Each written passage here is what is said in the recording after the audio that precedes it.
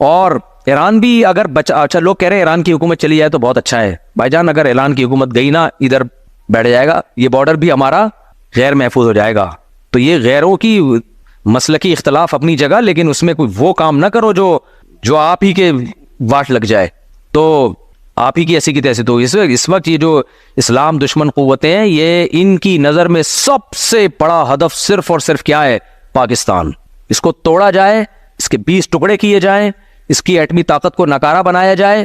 لوگ کہتے ہیں وہ ایٹم بم کس کام کا جب چلانا ہی نہیں ہے. یہ مجھے اور آپ کو کسی کام کا نہیں لگ رہا, ان کو بڑے کام کا لگ رہا ہے جو ہمارے دشمن ہیں. وہ کہہ رہے ہیں کہ یار یہ کباب میں ہڈی ہمارے لیے سب سے بڑی کیا ہے؟ ایٹم بم ہے. تو اب ہر چیز پہ لوگ پریشان, اور ترکی سے ہمارا ایگریمنٹ ہونے جا رہا ہے, دفاعی باتیں چل رہی ہیں, اس پہ بھی نیگیٹو باتیں. یار کوئی اچھی بات پہ تو خوش ہو جاؤ نا. سعودی عرب سے ایگریمنٹ ہوا اب ہے, وہ تو بادشاہت کو بچانے کے لیے ہو رہا ہے. تو کیا مطلب سعودی عرب سے بادشاہت چلے گی تو کیا اسلام آ جائے گا وہاں پہ؟ سعودی عرب بھی اسرائیل کے ہاتھ میں چلا جائے گا. تو ابھی تو جو مسلمان ملک جس کنڈیشن میں ہیں ان کی سالمیت پہ کوئی سمجھوتا نہیں, ان کو باقی رکھنا ہے, سالمیت پہ سمجھوتا نہیں ہوگا. ہاں اندر اندر مثبت تبدیلیوں کی کوشش کرو, تبھی ہم کہتے ہیں احتجاج کرو, مظاہرے کرو, اس سے کس نے روکا ہے آپ کو؟ لیکن جہاں دفاع کی بات آئے گی وہاں بھائی ہمیں فوج کے ساتھ کھڑے ہونا پڑے گا. ہم بارڈر پہ گئے تھے نا جب مودی نے حملے کی دھمکی دی تھی, تو جا کے ہم نے فوجیوں کو اپریشیٹ کیا, کتنا خوش ہوئے وہ لوگ. ہم نے کہا بھائی ہم قوم آپ کے سامنے کون سا بم چلانا تھا وہاں جا کے. لوگ کہہ رہے ڈالر مفتی ہے. میں نے جب واگا بارڈر پہ گیا ہوں اگلے دن مودی نے ہمارا چینل ہندوستان میں بند کر دیا. ہمارے ویورز لوگ نیچے کمنٹس کر رہے ہوتے ہیں مفتی صاحب کے بیانات کی وہ ویوز نہیں آ رہے جو پہلے آیا کرتے تھے. ابے زیادہ تر ویوز ہی انڈیا کے تھے, وہی اڑا دیا, ہمارا چینل ہی اڑا دیا. تو چینل اڑ گیا ہمارا. لوگ کہہ رہے ڈالر آ رہے ہیں, ڈالر آ نہیں رہے. جو مونیٹائزیشن پہ جو آ رہے تھے وہ آدھے سے بھی کم ہو گئے ہیں. سمجھتے ہو کہ جب جیسے ہی اڑا دیا تو میں نے کہا اب میں گائے وائے بھینسوں ایسا کو کچھ بزنس شروع کرتا ہوں بھائی. ویسے پہلے سے بھی میں کچھ بزنس کر رہا ہوں. تو میں نے کہا یار میں تو فون گھمایا, میں نے کہا چینل ہی اڑ گیا ہمارا. تو اس پہ لوگ بس باتیں پھینکتے رہو, ڈالر مفتی, امریکی مفتی. تو کر لو, تمہیں ایک ایک چیز کا میں تو کوئی انتقام نہیں لے رہا, لیکن تمہیں جو لفظ زبان سے نکالو گے اللہ تم سے ضرور پوچھے گا قیامت کے دن. تو اللہ کو جواب دے دینا. سمجھتا ہے کہ نہیں سمجھتا؟ آج دنیا میں یہود کوشش کر رہے ہیں پوری دنیا کو کنٹرول میں لینے کی. اس کی وجہ یہ ہے کہ سب سے قدیم آسمانی مذہب یہودیوں کا ہے, اور اللہ نے ان کو بہت بڑی حکومت دی تھی. میں نے بتایا نا کہ دنیا میں جو خاندانی حکومتیں رہی ہیں وہ مذہبی ہی رہی ہیں. 3 مذہبوں نے دنیا میں دادا گیری کی ہے, بدماشی جسے کہتے ہیں, جائز بدماشی. ایک یہود نے کی ہے, پوری دنیا کو فتح کیا انہوں نے. پھر اللہ نے عیسائیوں کو غلبہ دیا, انہوں نے یہودیوں سے سارے علاقے چھین کے ان پہ حکومت. پھر اسلام جب دنیا میں آیا تو جو کام پہلے یہودیوں نے کیا تھا پھر ان کے ساتھ عیسائیوں نے کیا, تو پھر عیسائیوں کے ساتھ کس نے کیا؟ مسلمانوں نے. اچھا کمال کی بات یہ ہے کہ مسلمانوں کی یہودیوں سے لڑائیاں نہیں ہوئی ہیں, بہت کم, صرف نبی کے دور میں تو ہوئیں وہ خیبر میں اور بنو قریظہ وغیرہ سے. اس کے بعد بڑی لڑائیاں مسلمانوں کی یہودیوں سے کبھی بھی نہیں ہوئی. سارا ٹاکرا عیسائیوں سے رہا ہے, کیونکہ عیسائیوں نے یہودیوں سے علاقے چھین لیے تھے. تو یہودی پھر رعایا بن کے رہتے تھے, لیکن ان کو اس بات کا غم ہے کہ یہ تو سارا ہمارا حساب کتاب تھا نا. تو قرآن میں اللہ نے بتایا ہے کہ تمہارے جو پیغمبر دنیا میں آئے وہ نیک اعمال کی بنیاد پہ اللہ نے ان کو دنیا میں حکومت دی تھی. تم نے ان کی معیت میں جہاد کیا, وہ جہاد جس کے پیچھے صحیح موٹیویشن ہوتی ہے, اس میں مجاہدین کو ایک پاور ملتی ہے.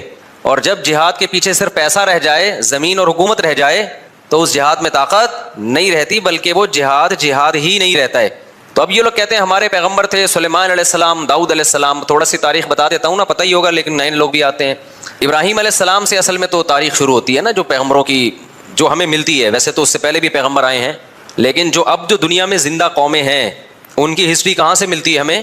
ابراہیم علیہ السلام. اس سے پہلے کی ہمیں ویسے کتابوں میں تو تھوڑا بہت تذکرہ مل جائے گا. من حیث القوم کوئی قوم نہیں ہمیں نظر آتی اب, کیونکہ وہ مذہب سارے یہودیت میں پہلے چلے گئے, اس کے بعد عیسائیت میں, اس کے بعد اسلام میں. تو ابراہیم علیہ السلام کا زمانہ آج سے تقریباً لگ بھگ 4000 سال پرانا زمانہ ہے. اوپر نیچے ہو سکتا ہے, کوئی پوری کیلکولیشن کسی کی نہیں ہے. تقریباً کتنا ہے؟ 4000 سال پرانا زمانہ. انبیاء آتے رہے تھے آدم علیہ السلام کے. اچھا آدم علیہ السلام اور ابراہیم علیہ السلام میں کتنا ہے یہ نہیں پتا. اس میں اندازے لگائے جاتے ہیں کہ ہم سے آدم علیہ السلام کا زمانہ 10,000 سال پرانا ہے ہم سے, لیکن یہ کچھ بھی اس میں کوئی رائے نہیں قائم کی جا سکتی, کیونکہ کوئی تاریخ لکھنے والا تو تھا نہیں, وہ زمانے دنیا میں ختم ہو گئی ہیں. اب تو کوئی پرانی لاش ملتی ہے تو سائنسدان تحقیق کرتے ہیں کہ قبل مسیح ہے کہ بعد مسیح ہے.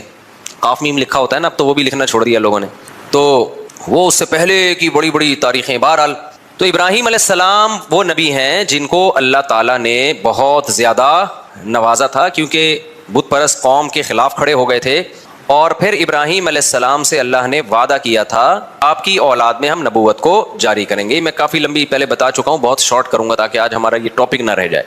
تو ابراہیم علیہ السلام کی اولاد میں حضرت اسحاق علیہ السلام پیدا ہوئے, دوسری زوجہ سے اسماعیل علیہ السلام پیدا ہوئے, اور اسحاق علیہ السلام کی اولاد سے پھر دو زوجہ تھیں, حضرت سارہ اور حضرت ہاجرہ. تو حضرت ہاجرہ سے نبی صلی اللہ علیہ وسلم پیدا ہوئے 2000 سال کے بعد ان کی نسل میں, یعنی ایک ہی پیغمبر پیدا ہوئے حضرت ہاجرہ سے جو محمد صلی اللہ علیہ وسلم تھے, اور مکہ میں جو ان کی اولاد ٹھہر گئی تھی. اور ادھر جو شام, آپ نا میپ کو پڑھا کریں, میپ کے بغیر بہت سارے قرآن کے واقعات سمجھ میں نہیں آتے. تو مجھے بھی میپ پڑھنے سے سمجھ میں نہیں آتے تھے, جب ٹریولنگ کیے تو ملک بیٹھنا دماغ میں شروع ہے, کون سا کنٹری ادھر کو ہے. بہت سی چیزیں پڑھنے سے نہیں آتی, ٹریولنگ سے آتی ہیں. اب میں حیران ہوتا تھا یہ مسلمان فوجیں یورپ کیسے پہنچ گئی تھی یار اس زمانے میں. اب جب میں خود گیا تو مجھے خیال ہو جب میں پہنچ سکتا ہوں تو فوجیں نہیں پہنچ سکتی کیا؟ کیا خیال ہے؟ لیکن ہمارا ٹریک تو الگ تھا نا, تو وہ پتہ چلا وہ ادھر سے آئی ہیں افریقہ کی طرف سے. آپ وہ دیکھیں نا نقشہ تو پتہ چلتا ہے, وہ وہاں سے علاقے فتح ہوتے ہوتے ہوتے ادھر سے انہوں نے رائٹ پہ, آگے سمندر تھا تو رائٹ پہ ٹرن مارنا پڑا ان کو, رائٹ پہ ٹرن مارا, اٹلی میں گھسے, اٹلی سے آگے پھر جرمنی تھا, فرانس پہ آگے رک گئے تھے, ورنہ فرانس گیا تھا ہاتھ سے. تو وہ پھر آپس میں ہی بغاوت ہو گئی, آپس میں ہی لڑ پڑے تھے, ورنہ یورپ پہ مسلمانوں کا قبضہ ہو چکا ہوتا. تو لندن گیا تھا, صحیح ہے نا, لندن بھی گیا تھا گوروں کے ہاتھ سے. لیکن ہوا یہ کہ آپس میں پھٹا ہو گیا تھا, بغاوت ہو گئی, لڑائیاں ہو گئی دو کمانڈروں کی, تو یورپ کو پھر چھوڑ دیا. پھر آپس میں الحمدللہ ایسا لڑے, آج تک کیا ہو رہا ہے اللہ کے فضل سے لڑ رہے ہیں الحمدللہ, حل ہے نا. اچھا آج کا جو شام ہے پہلے اتنا نہیں تھا بلکہ یہ بڑا تھا, تو یہ اس میں فلسطین, اسرائیل, یہ سب علاقے آتے تھے. تو بیت المقدس تھا, وہاں پیغمبروں کا سلسلہ شروع ہوا, ہوتے ہوتے ہوتے آپ کو پتہ ہے کہ اسحاق علیہ السلام کی اولاد میں تھے یعقوب علیہ السلام, ان کا لقب تھا اسرائیل. یعقوب علیہ السلام کا کیا لقب تھا؟ اسرائیل. حضرت اسرائیل جو تھے یعقوب علیہ السلام ان کے بیٹے تھے یوسف. تو یوسف علیہ السلام مصر چلے گئے, سورہ یوسف میں ہے نا واقعہ, وہ ایک بادشاہ بن گئے مصر کے. تو بنی مصر کا نقشہ دیکھیں آپ, سعودی عرب یعنی مغرب کی طرف, جہاں سورج یہاں ہے نا سعودی عرب, تو سعودی عرب آئے گا پہلے, اس کے بعد مصر آئے گا, اور رائٹ سائڈ پہ ٹرن ماریں گے تو کیا آئے گا؟ اسرائیل آئے گا, فلسطین آئے گا. تو ایسا نہ ہو نکل جائیں یہاں پہ گدے پہ بیٹھ کے, ایسے نہیں, جہاز سے ٹرن مارنا پڑے گا آپ کو. تو مصر میں جو ہے نا یوسف علیہ السلام, وہاں کی حکومت ان کے ہاتھ میں آئی. مصر بڑا زبردست ملک تھا, ایک بڑی تہذیب, مصر کی تہذیب بہت پرانی ہے اور بڑے اسٹیبل لوگ تھے. تو وہاں پر یوسف علیہ السلام کی حکومت قائم ہو گئی. یوسف علیہ السلام بہت اقلیت میں تھے نا, وہ تھوڑے سے بنی اسرائیل آئے تھے, 90 کے قریب ان کا خاندان تھا. یعقوب علیہ السلام نے شادیاں بہت کی تھیں, اولاد ان کے بہت تھی. اب یہ انہوں نے کی تھی, اب آپ ان سے پوچھیں. تو یعقوب علیہ السلام کی اولاد میں برکت بہت ہوئی ہے. اس غم میں بھی انہوں نے شادی کی ہے جب یوسف علیہ السلام بچھڑ گئے تھے, اس دوران بھی انہوں نے نکاح کیا ہے. تو یہ ان لوگوں کے مسئلے نہیں تھے, یہ ہمارے مسئلے ہیں کہ ایکچولی کر کے نا, وہ کہتے ہیں بھائی غم بھی ساتھ ساتھ جھیلتے رہو اور شادیاں بھی ہوتی رہیں گی, بچے بھی ہوتے رہیں گے, قحط بھی پڑا, اولاد پھر بھی ہوتی رہی, سمجھتے ہو.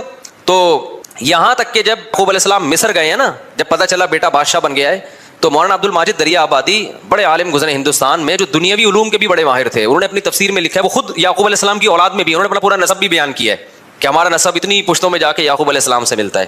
تو انہوں نے یہ لکھا ہے, جو بھی ان کی تحقیق ہوگی, وہ تورات انجیل کے بھی بڑے عالم تھے, جو مولانا عبد الماجد دریا آبادی ہے نا, انگلش بھی بڑی اچھی تھی. مولانا شلوی تھانوی رحمۃ اللہ علیہ سے غالباً بیعت بھی تھے, وہ بیعت تھے تبھی وہ جگہ جگہ شیخ اور مرشد تھانوی کا لفظ استعمال کرتے ہیں.